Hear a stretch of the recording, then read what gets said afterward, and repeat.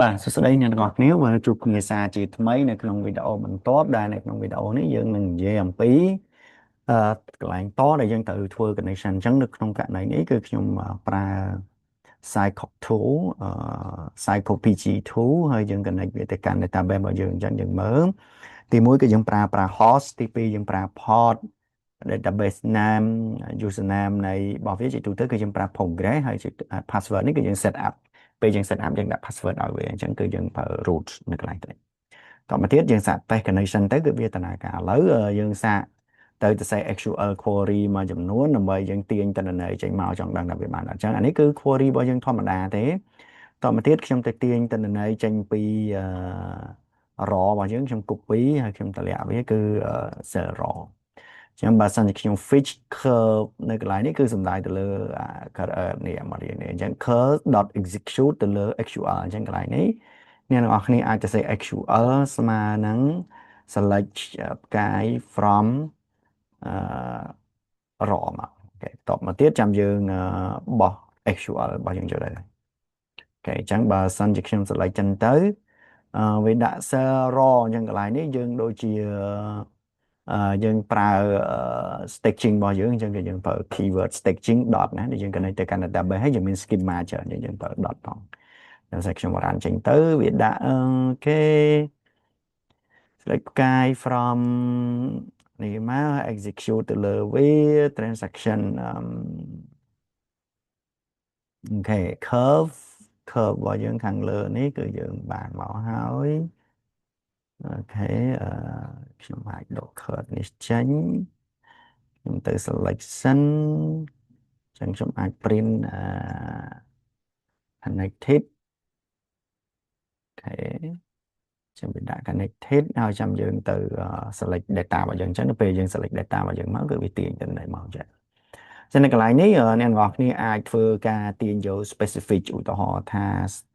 client name ហើយជាមួយនឹងនេះចឹងទៅឧទាហរណ៍ដល់កន្លែងនេះខ្ញុំទៅ select យកទិន្នន័យមួយចំនួនរបស់ client name ឬក៏កន្លែងណាអញ្ចឹងខ្ញុំអាចប្រើពាក្យថា data ស្មើនឹងទៅទេតទៅទៀតមកដល់កន្លែងទៅនេះអ្នកទាំងអស់គ្នាអាចប្រើពាក្យថា data.append នៃអីគេ append នៃ raw dot raw នៃគេ raw នៃ client ហ្នឹង customer អូខេអញ្ចឹងយើងសាកទៅមើលនៅក្នុង database របស់យើងវាទាញចេញមកគឺអីចឹងនៅកន្លែងនេះគឺយើងយកទី1គឺ customer name ហ្នឹង customer name គឺយើង copy វាមកខ្ញុំដាក់ពាក្យថា customer name ឧទាហរណ៍យើងរកគឺសំដៅលើមួយនេះខ្ញុំសារអានវាមួយរនៃនេះ data append raw នៃ raw គឺសំដៅទៅលើមួយនេះ data data append raw គួរតែឲ្យយើងនេះបើយើងដាក់ raw ទៅទេ raw in raw អញ្ចឹង raw នៃ raw នៃគេ raw នៃ raw នៃ zero ឡើយខ្ញុំសាកមើលមួយសិនraw អត់ស្គាល់ raw sorry raw នៃ customer name ចេញខ្ញុំសាករ៉ានវាចេញមួយរ៉ានចេញទៅវាដាក់ទាំងយើងអាចយកអីគេយើងអាចយក tuple នៃ name គួរតែឲ្យណាត្រូវហ៎ចាំបើអត់ឲ្យយើងសាកទៅមើលលេខរៀងរបស់វាយើងងាប់មកគឺ index ទី0 1 2 3 4 5 6 7ឧទាហរណ៍យើងដាក់ index ទី7ណានៅកន្លែងទៅនេះចាំខ្ញុំសាករ៉ាន់ទៅលើវាមួយនេះអញ្ចឹងបើសិនជាខ្ញុំបានអានឹងហើយខ្ញុំ print len នៃ data ខ្ញុំបានចេញមកខ្ញុំបាន1000 row ហើយខ្ញុំសាក print ទៅលើ data ខ្ញុំនឹងទទួលបានឈ្មោះ customer របស់យើងហើយឈ្មោះ customer របស់យើងអ្នកនរគ្នាមើលទៅឃើញថា customer របស់យើងវាមានឈ្មោះរបស់វាជាន់មកអញ្ចឹងអូខេចាំមកដល់កន្លែងនេះយើងអាចទៅសេ SQL មួយចំនួនដើម្បីទៅ query data ហើយយើងយកវាមកធ្វើ visualization